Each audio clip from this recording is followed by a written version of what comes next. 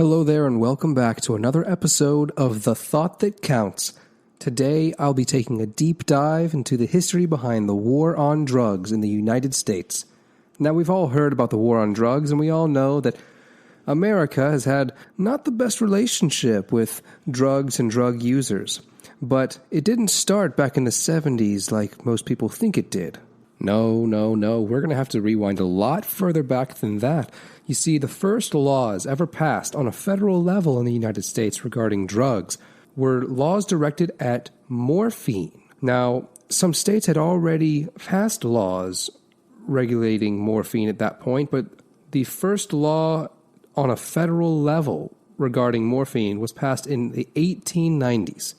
The Smoking Opium Exclusion Act of 1909 banned the possession, importation, and use of opium for smoking. Now, there were other reasons to use morphine. You see, it was used as a medical aid for pain management. After surgeries and things like that, if you had an illness, you might be prescribed morphine to manage the pain. If you had to get a leg chopped off or something like that from gangrene, whatever it might have been. But this law was the first one distinguishing between illicit use of drugs and medical use of drugs.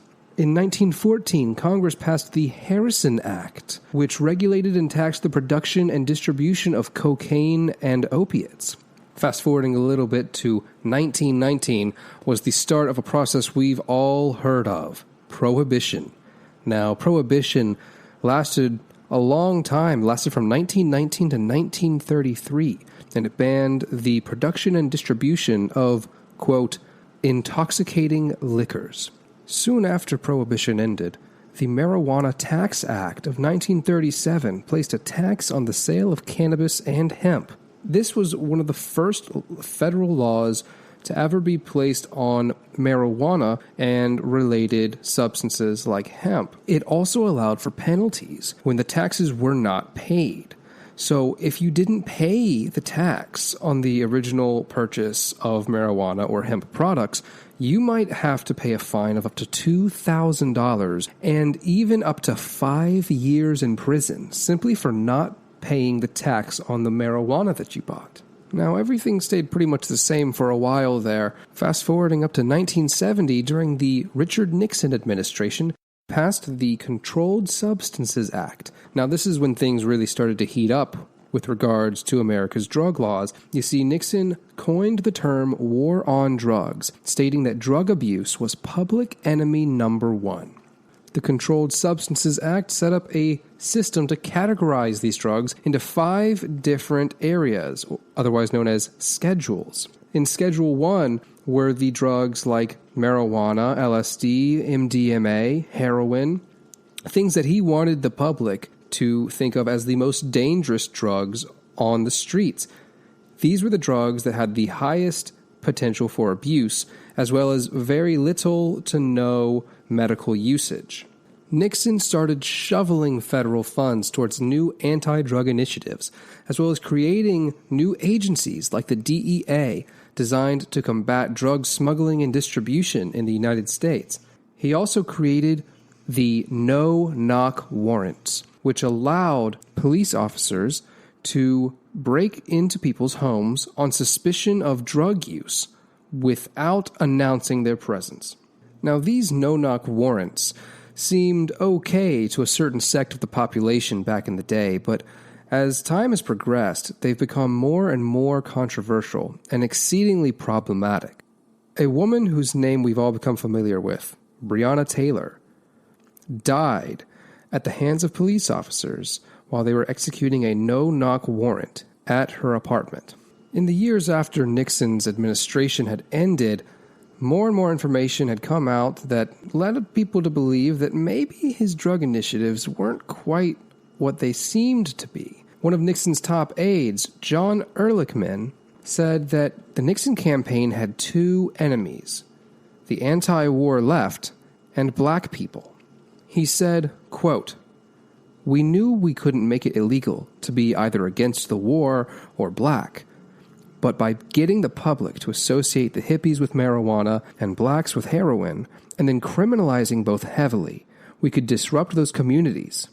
We could arrest their leaders, raid their homes, break up their meetings, and vilify them night after night on the evening news. Did we know we were lying about the drugs? Of course we did.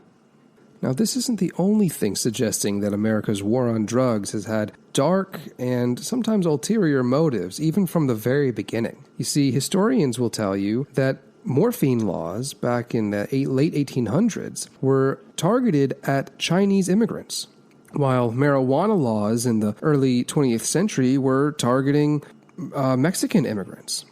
Cocaine laws were targeting black Southerners, and even marijuana laws throughout the late 20th century were targeting minority groups as well. So this is just a small example of the reason why the war on drugs hasn't been as successful or as pure as it might have come across to be in the beginning. Between 1973 and 1977, a small glimmer of hope shined through for things to start changing with regards to the war on drugs. You see, 11 states decriminalized marijuana possession between 1973 and 1977. In 1977, Jimmy Carter became president, and he helped pass a law to decriminalize on a federal level the possession of up to 1 ounce of marijuana. Despite this little bit of progress made in the mid-70s, things ramped up again with the war on drugs when Ronald Reagan took office, and he coined another war on drugs term, just say no. He launched a campaign of commercials trying to dissuade children from ever wanting to try drugs. The Reagan administration passed more and more laws that were directed at drug abuse and drug abusers. Some of these laws even called for a minimum prison sentence regarding certain drug offenses.